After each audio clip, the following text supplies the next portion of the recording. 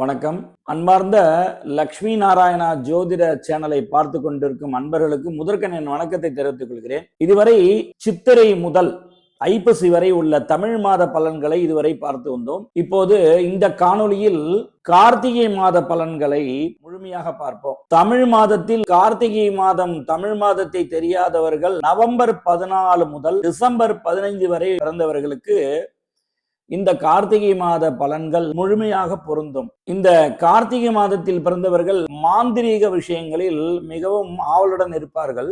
அதில் பிரியம் இருக்கும். ஆனாலும் தெய்வ நம்பிக்கையே இவர்களுக்கு முதன்மையாக விளங்கும். தெய்வத்தை தான் முதலில் நம்புவார்கள். இவர்கள் பிறரை பார்த்தவுடன் கவரக்கூடிய தன்மை உடையவர்கள் இந்த கார்த்திகை மாதத்தில் பிறந்தவர்கள்.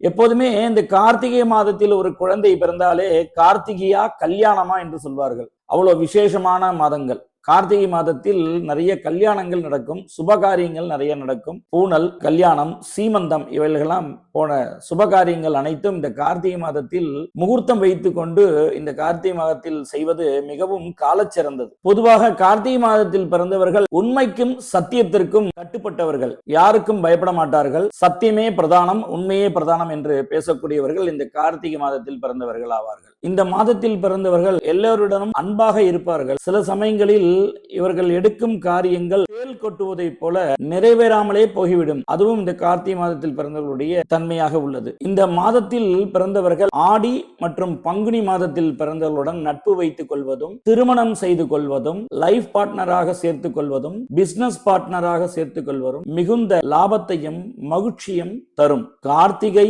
மாசி, வைகாசி, ஆவணி ஆகிய மாதத்தில் பிறந்தவர்களுடன் இவர்கள் நட்புறவு வைத்துக் கொள்வது அவ்வளவு சுபிட்சமாக இருக்காது. இவர்களுடன் அடிக்கடி தகராறும் பிரச்சனைகளும் வர நேரிடும். கார்த்திகை மாதத்தில் பிறந்த பெண்கள் வீட்டில் சுபிட்சமும் பணவரவும் அதிகமாக காணப்படும். இந்த மாதத்தில் பிறந்த பெண்கள் விரதம், தானம், தர்மம் என்று தர்மத்துக்கு கட்டுப்பட்டு இருப்பார்கள். இவர்கள் மிகவும் அழகாகவும் அன்பாகவும் இருப்பார்கள். இவர்கள் தன்னுடைய தாய் தந்தையரை எப்படி மரியாதை செலுத்தி நடத்துவார்களோ அதை போல் தனது மாமனார் மாமியாரையும் வீட்டில் அவர்களிடம் அன்பாகவும் பணிவாகவும் மரியாதையுடனும் நடந்து கொள்வது இவர்களுடைய சுபாவம். ஆயினும் சில கார்த்திகை மாதத்தில் பிறந்த பெண்கள் முழுமையாக மாந்திரிகத்தை நம்பி ஏமாறுவார்கள். மாந்திரிகத்தில் பணத்தை கொடுத்து பல பேரிடம் ஏமாந்தது நிச்சயமாக இருக்கும். எனினும் தெய்வ பக்தி மிகுதியாக காணப்படும். அதை போல் இந்த மாதத்தில் பிறந்த பெண்கள் வெளியூர் வெளிநாடு சென்று வேலை செய்வார்கள். அதுவும் கார்த்திகை மாதத்தில் பிறந்தவர்கள் நிறைய பேர்கள் வெளிநாடு சென்று வருவதை நான் பார்த்துள்ளேன். அவர்களுடைய சுய ஜாதகத்தில் அந்த பாக்கியம் இருந்தால் பர்மனண்டாக அங்கேயே கிரீன் கார்டு வாங்கி கொண்டு சிட்டிசன் PR வாங்கி கொண்டு அங்கே இருப்பதை நான் நிறைய பார்த்து உள்ளேன். இவர்களுக்கு அதிர்ஷ்ட கிழமை செவ்வாய், வியாழன். அதிர்ஷ்ட தேதிகள் 9, 27. அதிர்ஷ்ட தெய்வம் முருகப்பெருமான்கள்.